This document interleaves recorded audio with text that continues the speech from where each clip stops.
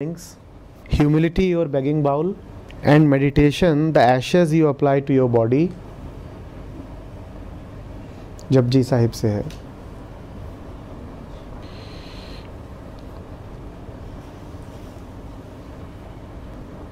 संत का हमेशा यही काम होता है कि आप जिन बातों को भौतिक समझने लग जाएं, वो उनके आत्यंतिक अर्थ निकाल के रख दे आपके सामने। आप जीव को भौतिक समझें और वो जीव का असली अर्थ आपके सामने रख दे। आप पूजा को और प्रसाद को और अक्षत को भौतिक समझें और वो उनका वास्तविक अर्थ आपके सामने रख दे। आप प्रेम को भौतिक समझें और वो प्रेम का परमार्थिक अर्थ आपके सामने रख दे। वही ये कर रहे हैं।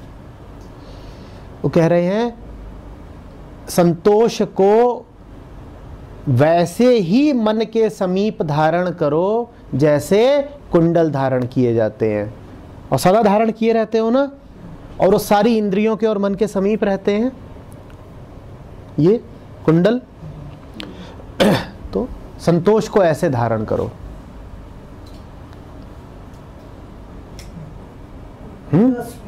हाँ, बढ़िया, वैसे भी कह लीजिए।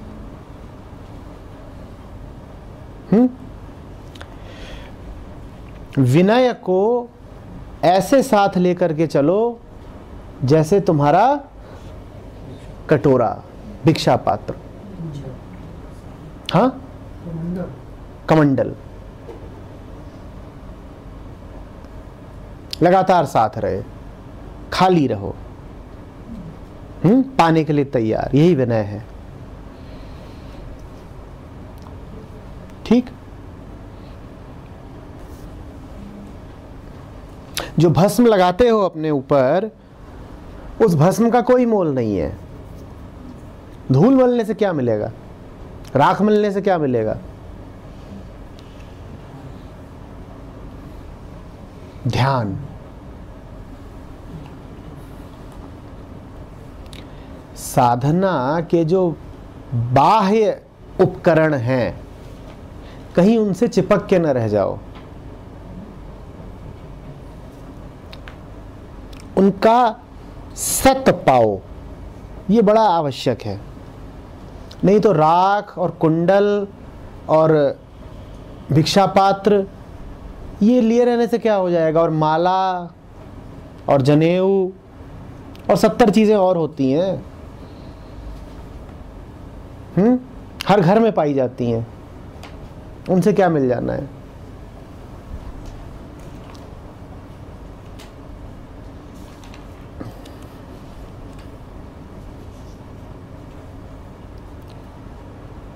और वो वस्तुएं ही भर नहीं है जिनको मन ये समझ के बैठा रहता है कि इनमें कुछ सत्य मिल जाएगा। विचार भी सत्य का विचार कर लेगा और सोचेगा सत्य मिल गया। जैसे कि देवता की मूर्ति को देख करके सोचता है कि ब्रह्म प्राप्ति हो गई। जैसे तुम किसी देवता की मूर्ति को देखो और सोचो कि समर्पण मूर्ति को किया जा सकता है, ठीक है ना? वैसे ही सत्य और प्रेम के बारे में विचार करके मन क्या सोचता है? सत्य मिल गया, मैं सत्य को जानता हूं।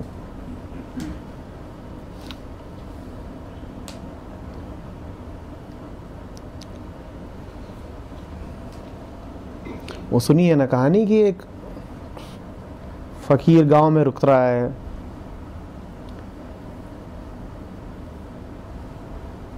तो लोग उसके हाव भाव देख रहे हैं तो बिल्कुल ही अजूबा।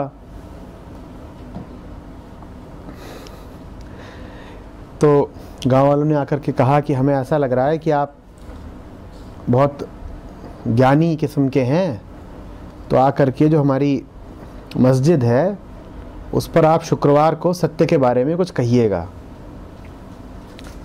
फकीर ने मना किया कि अरे मुझे नहीं आना है, मैं क्या सत्य के बारे में बोलूंगा, मैं कुछ नहीं। लोगों ने बड़ा आग्रह किया, आ जाओ आ जाओ आ जाओ, तो गया। लोगों ने पकड़ लिया, बोले हाँ बोलिए। तो उसने कहा बोलने से पहले पूछना चाहूंगा, आप में से कोई है जिसे सत्य के विषय में कुछ भी पता है? तो लोगों ने हाथ खड़े कर दिए। तो वो उतर आया, तो उतर आके चला गया। लोगों ने कहा बोले क्यों नहीं? बोलता इन्हें पहले ही पता है, मैं क्या बोलूंगा। जिस तरीके से इतना इन्होंने जान लिया उसी तरीके से और जान लेंगे।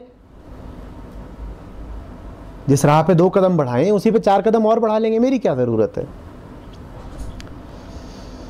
तो लोगों ने कहा अच्छा समझ में आया, गलती हो गई, ये जवाब नहीं देना चाहिए कि हमें कुछ पता है। अगले शुक्र उसे फिर बुलाया, वो खड़ा हुआ, बोला भाइयों सत्य के विषय में कोई है जिसे कुछ पता है? सब चुप, किसी ने हाथ नहीं उठाया।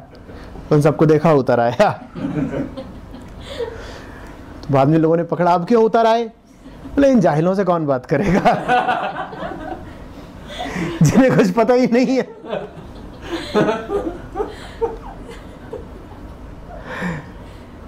तो लोगों ने कहा अब तीसरी बार पकड़ में आ जाएगा, इस बार नहीं छोड़ेंगे।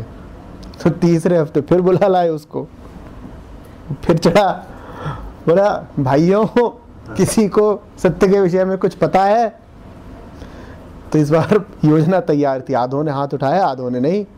वो फिर उतर आया। अब लोगों को गुस्सा आया, उन्होंने पकड़ा, क्या है अब की क्यों नहीं बोले?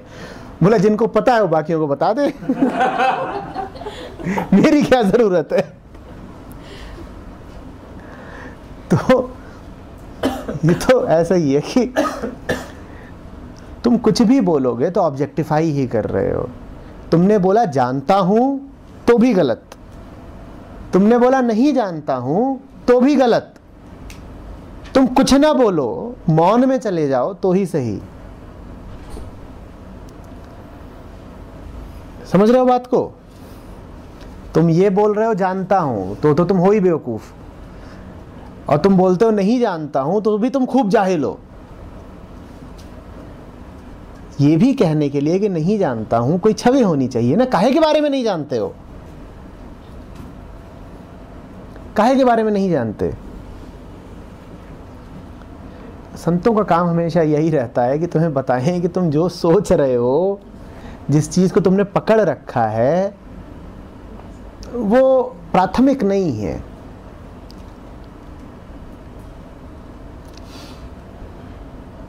तुम किसी हल्की चीज को पकड़ करके बैठे हो और असली